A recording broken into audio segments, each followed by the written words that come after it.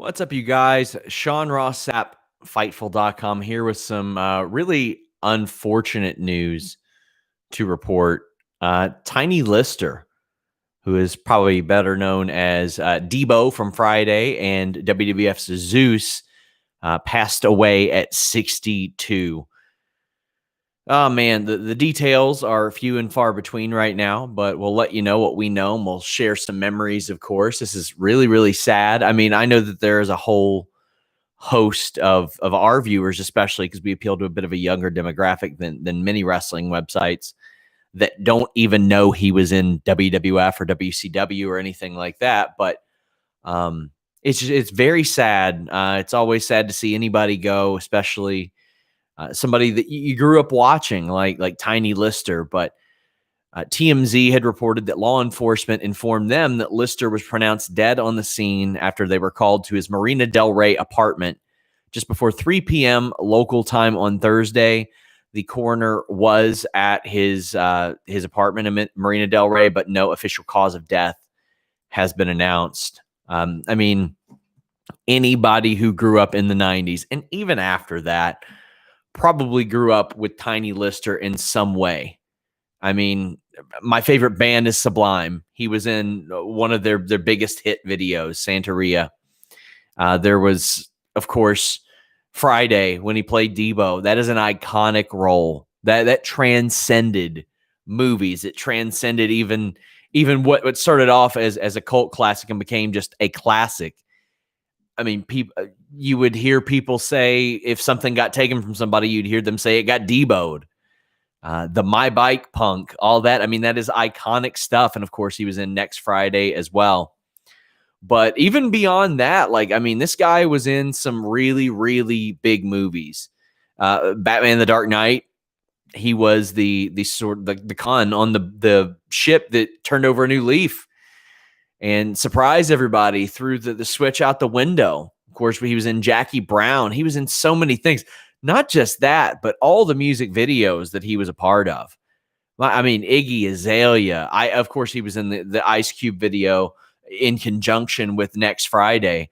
50 Cent, Busta Rhymes, Akon, Michael Jackson. I mean, he was a consistent, steady performer, and his imposing look and even that cross eye, like it added so much. And he was somebody that a lot of people like looked at and they said, oh man, that's him. He's the big, scary, imposing heel, so to speak, to the point to where, quite frankly, WWF and Vince McMahon, they were ahead on Tiny Lister, real name Tommy, by the way. But most people knew him as Tiny. Even people that I knew that knew him would call him Tiny. But they knew about Tiny Lister and cast him for No Holds Barred, which was, it was not a good movie. We're not going to pretend that it was a good movie, but they even remarketed it. Like, I think, I want to say 7-8 years ago, they re-released the DVD, and it was like portrayed as it was so bad it was good. But I mean, I know that he was in like Beverly Hills Cop 2 and definitely several movies before No Holds Barred. But I mean, this was well before the Jackie Browns, the Fifth Elements. A lot of the stuff that he was in really exploded. Of course, the Friday series. And they did 3 matches in conjunction with this between August and November of 1989. And the thing is, like, when I became a wrestling fan in, I want to say 1990, like, they didn't show a lot of archive footage, but I knew who Zeus was. Like, they played enough of it to where I found out who Zeus was. And then when I saw Friday, when I got older, I wasn't like, oh man, Friday first, Zeus second. I was like, oh my God, they got Zeus from WWF. I thought that was cool. I thought he was a wrestler. I didn't know any better at that age. But I mean, of course, we know the matches were not good. That's not why we're here. We're here to kind of celebrate his life. And they did 3 of them. They did the SummerSlam match. It was Brutus Beefcake and Hulk Hogan defeating Randy Savage and Zeus. And of course, you got Savage on that side, so they could kind of get around the fact that he couldn't work as well as they would like. Then they had him at Survivor Series And again, you're in there with Barbarian, Warlord, and Ted DiBiase against Axe, Smash, Hogan, and Jake Roberts. They lost that one too.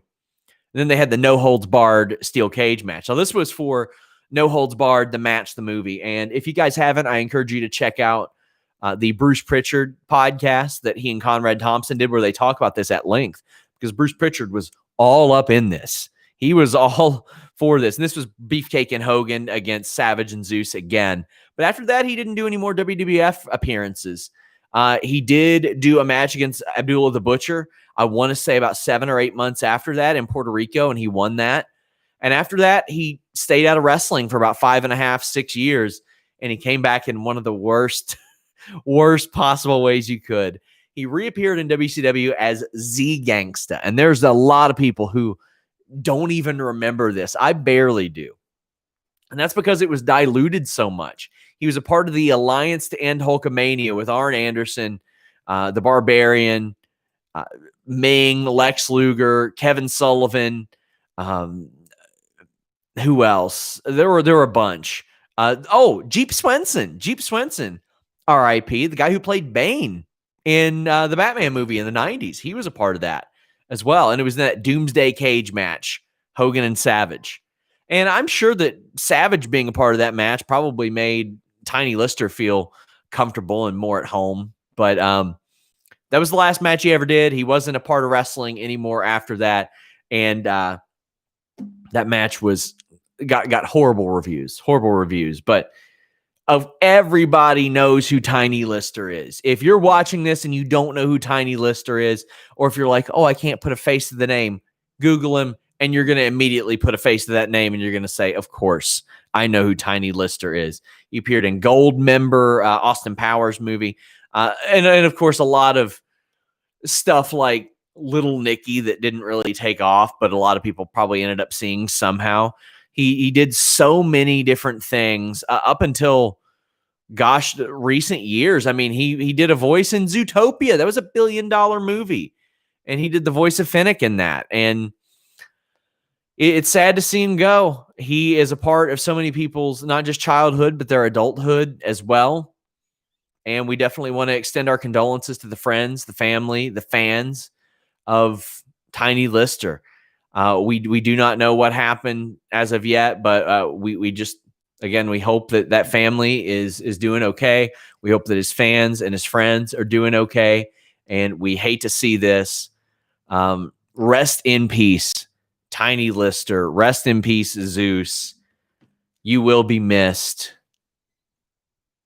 A sad day. Until next time, guys, we're out.